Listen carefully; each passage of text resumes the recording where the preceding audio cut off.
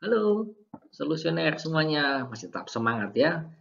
Kita masih akan lanjut di video series tentang time management. Di video yang ketiga ini ya. Kita sudah di video ketiga. Kalau teman-teman masih belum nonton video yang pertama dan kedua, silakan cek dulu. Ada playlistnya ya. Teman-teman bisa bisa lihat playlistnya. Kemudian di video yang ketiga ini saya akan share tentang poor time management ya. Time management seperti apa yang kurang bagus, kemudian gimana mensiasatinya, nanti kita bisa lanjutkan videonya ya. Kita mulai. Jadi ada dua istilah, ada istilah perangkap time management ya, ada dua perangkap ya. Jadi yang pertama ini adalah ada statement seperti ini. Banyak waktu, banyak yang harus dilakukan ya, banyak yang harus kita lakukan, tetapi kita memiliki waktu yang sangat sedikit. Nah, ini pekerjaannya banyak, waktunya sedikit. Ya, aduh, kerjanya banyak. Lembur lagi. Ya, kalau dapat lembur, ternyata enggak. Oke, yang kedua, kita punya banyak waktu, nah, tetapi dapat dikerjakan nanti. Nah, dua statement ini akan berakibat fatal di kemudian hari ya. Di kemudian hari saya bilang, jika kita tidak memanagenya dengan baik. Ini makanya kenapa disebut perangkap ya. Karena ini jebakan Batman, jebakan time management ya, jebakan time management. Jadi yang satu tadi kita punya banyak pekerjaan, waktunya sedikit. Nah, yang kedua kita punya waktunya banyak, tetapi pekerjaan itu kita rasa dapat dikerjakan nanti. Nah, menunda nih nanti, kata kuncinya nanti di sini ya. Nah, dua hal ini harus kita manage dengan baik supaya kita punya time management yang bagus. Ya, tidak poor tadi. Oke. Nah, sekarang dari yang sudah-sudah yang kami sering analisa, kami sering coaching ya ke klien. Jadi hal-hal yang bisa menyebabkan kenapa kita gagal ya dalam melakukan sebuah pekerjaan terkait time management tentunya ini. Ya, kita punya yang pertama kita punya bad system atau proses ya. Sistem ini dalam artian bukan software ya, saya bilangnya sistem ini sistem kerja kita, metodologi kerja urutan 1 2 3, instruksi kerja SOP seperti itu.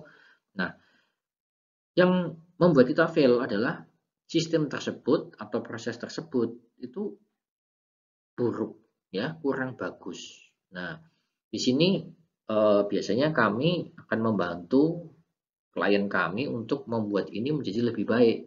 Nah, kalau teman-teman melihat video ini, teman-teman bisa tahu nih apa saja kira-kira yang menyebabkan kita fail dari segi bad system. Ya, yang pertama kita punya proses yang berulang. Ya, proses berulang ini akan memakan waktu, ya, reward, kemudian koreksi ada salah dikembalikan lagi pekerjaannya. Ini akan memakan waktu, menghabiskan waktu kita yang tadinya waktu kita banyak, hanya bisa mengerjakan pekerjaan yang lain, tapi ternyata ini hanya berulang untuk mengerjakan pekerjaan yang sama. Nah, ini bad system, ya. Itu kemudian yang kedua, nah rework sama. Kita sudah memproduksi sesuatu, kalau di pabrik misalkan, atau kita mengerjakan sesuatu ternyata karena ada masalah atau karena instruksinya kurang jelas, kita harus melakukan rework. Jadi kita ulang lagi dari awal, ya kalau ngulangnya cuma dikit, ternyata diulang dari awal. Nah, ini akan menghabiskan waktu kita. Kemudian, ini yang konyol adalah alat kerja tidak terorganisir. Contohnya seperti di gambar ini nih. Gimana saya bisa menemukan pulpen warna merah saya? Pertanyaannya. Nah, tiba-tiba kita butuh pulpen warna merah, yang mestinya kita bisa dengan mudah ambil set, kita gunakan menulis seperti itu atau memberikan remark, ternyata nggak ketemu pulpen merahnya.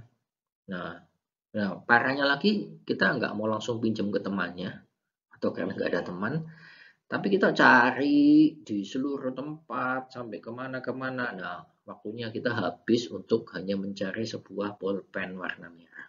Ya, Kemudian terkait dengan ilmu keindustrian ya, itu ada istilah ergonomis. Jadi ada salah satu yang menyebabkan kita fail karena bad system yaitu kurang ergonomis. Kurang ergonomis ini contohnya yang paling gampang adalah posisi tempat duduk ya, tempat duduk kita terlalu tinggi atau terlalu rendah dibandingkan dengan meja sehingga kita kerjanya menjadi tidak nyaman, lebih lambat.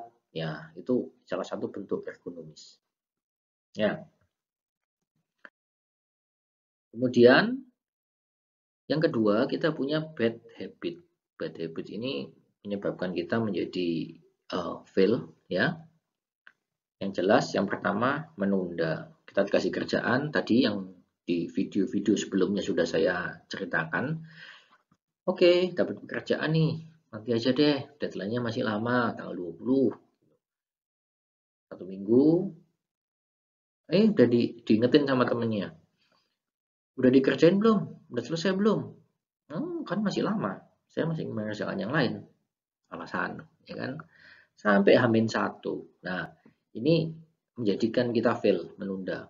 Kemudian multitasking, ingat ya, tidak semua orang yang multitasking itu adalah orang yang hebat. Ya, justru multitasking ini kadang membuat kita blunder, kita menjadi salah, pekerjaan tidak selesai, kita terima A, B, C, semua kita terima, sanggup, katakanlah, atau dipaksa oleh atasan, ya, ada dua hal, kita merasa sanggup nih, atau dipaksa. Jadinya tidak sempurna atau banyak salah dan kita harus tadi mengerjakan ulang lagi, tidak teliti segala macam karena konsentrasinya fokusnya itu terpecah menjadi beberapa pekerjaan. Otak manusia itu terbatas ya, jadi kita mesti manfaatkan dengan baik. Kemudian yang ketiga, bekerja terus menerus. Ini orang yang kerja terus super sibuk, tidak ada waktu untuk liburan misalkan. Nah, ini juga akan membuat kita fail karena kita akan fatigue ya, kita akan lelah, otak kita lelah, fisik kita lelah, kita menyebabkan kita menjadi performanya akan menurun. Kemudian berikutnya perfeksionis. Nah, ini kurang titik aja dikembalikan misalkan. Nah, ini akan menyebabkan tidak produktif ya, waktunya habis hanya untuk misalkan kita mengkoreksi sebuah pekerjaan, kita cek kalau orang yang perfeksionis mungkin akan sangat detail memperhatikan ini itu dan mungkin kadang merasa kalau saya nggak mengembalikan ini kayaknya nggak puas. Harus saya kembalikan, saya harus bisa menemukan kesalahan. Nah, ini fatal, ya kan? Kita tidak perlu seperti itu.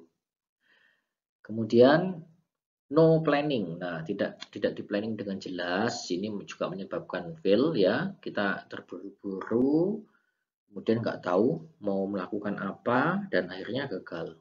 Kemudian interupsi. Nah, terlalu banyak interupsi juga menyebabkan kita bisa menjadi fail.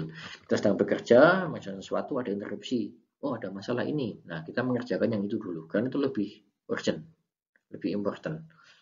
Nah, untuk menghindari interupsi ini sebetulnya kita bisa melakukan dengan planning tadi, salah satunya, supaya tidak terjadi interupsi, hasil kerjanya bagus. Oke, ini efek ya, dampak, sebab akibat. Nah, berikutnya efeknya dari time management yang jelek, kita akan satu jelas mendapatkan hasil yang tidak bagus ya, yang jelek, hasilnya tidak sempurna, mungkin banyak failnya, banyak cacatnya, banyak salahnya. Itu yang pertama. Nah, kemudian bisa jadi keterlambatan. Tadi kerjakan H-1, aduh belum selesai sampai jam 5 pagi, besoknya jam 8 sampai ngantuk-ngantuk bilang ke atasannya, oke, kamu saya kasih waktu 2 hari lagi. Nah, terlambat jadinya kan. Kadang ada orang yang mensiasati dengan misalkan di deadline tanggal 20 ya oleh klien, kemudian deadline-nya itu ke timnya diberikan dimundurkan lagi tanggal 15 untuk 5 hari punya waktu untuk mengcover keterlambatan tadi. Itu mungkin bisa dipakai tapi kurang oke sih menurut saya. Nah, kemudian wasting time ya. Jadi waktu kita akan habis hanya untuk tadi mengulang-ulang, untuk melakukan sesuatu yang tidak ada hasilnya, tidak ada gunanya, tidak produktif. Nah, kemudian kita bisa menjadi stres sendiri ya. Kita menjadi stres, banyak tekanan, dikomplain sana sini, kemudian kita menjadi tidak tenang, pikiran kita kacau. Nah, itu. Biasanya kalau terkait waktu memang kita stres. Nah, bicara tentang stres, ya, saya punya pertanyaan kepada teman-teman. Nanti jawabannya bisa dituliskan di komentar di bawah. Jangan mengintip komen dulu, ya. Coba setelah ini saya akan munculkan sebuah kalimat yang cukup panjang. Nah, tugasnya teman-teman adalah mencari ada berapa banyak huruf F, ya, huruf F. F for foxtrot, ya. Oke, sudah siap? Nah, waktunya terbatas. Nanti kalau slide-nya kalimatnya hilang ya sudah, berarti itu waktunya habis. Nah, ini contohnya kita bekerja under stress, under tekanan karena time limitnya.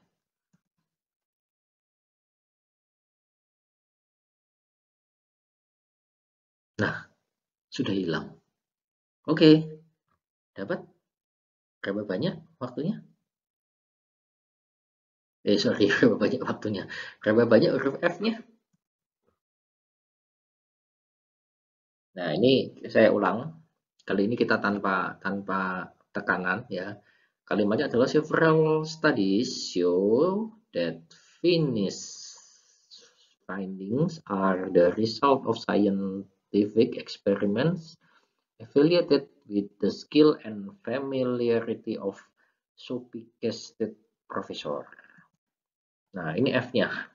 1, 2, 3, 4, 5, 6, 7, 8, 9. Ada yang betul jawabannya 9 di bawah? Berarti Anda hebat. Ya, terbiasa bekerja under stress. Oke, nah ini contoh-contoh sederhana di mana kita kalau kita bekerja under stress, under tekanan, under pressure ya, ini hasilnya akan mungkin kurang tepat ya. Tadi kalau yang betul bisa menemukan 9 ya oke lah. 9 ya, 1, 2, 3, 4, 5, 6, 7, 8, 9 ya. Tapi kalau yang tidak bisa mendapatkan 9 dalam jangka waktu yang singkat tadi, nah ini panik kan. Ini kebetulan hanya kita simulasi sederhana, kita menggunakan media ini untuk saya men-sharingkan semacam materi. Nah, kalau dalam pekerjaan yang sesungguhnya atau kegiatan activity teman-teman sesungguhnya, nah ini kalau sampai salah, efeknya kan panjang. Bisa dapat komplain atau dapat klaim dari customer yang merugikan perusahaan. Nah, itu harus di-manage dengan baik. Oleh karena itu, jangan melakukan tadi SKS-an. Time management harus betul-betul dimanfaatkan. Harus betul-betul diatur. Waktunya seperti apa. Oke, sampai di sini dulu teman-teman. Video dari kami yang ketiga dalam rangkaian series Time Management Solusi Indonesia. Saya Dani, akhiri untuk video yang ketiga ini. Jangan lupa teman-teman untuk selalu pantengin channel kami, Solusindo SBY. Dan juga di sosial media kami di nama yang sama, di Instagram, di Facebook, di Twitter, @solusindo_sby. Oke, kita lanjut di next videonya. Tetap stay tune, kalau ada pertanyaan jangan lupa tulis komentar. Kami akan coba reply. Terima kasih, tetap semangat, salam sehat dan sukses selalu.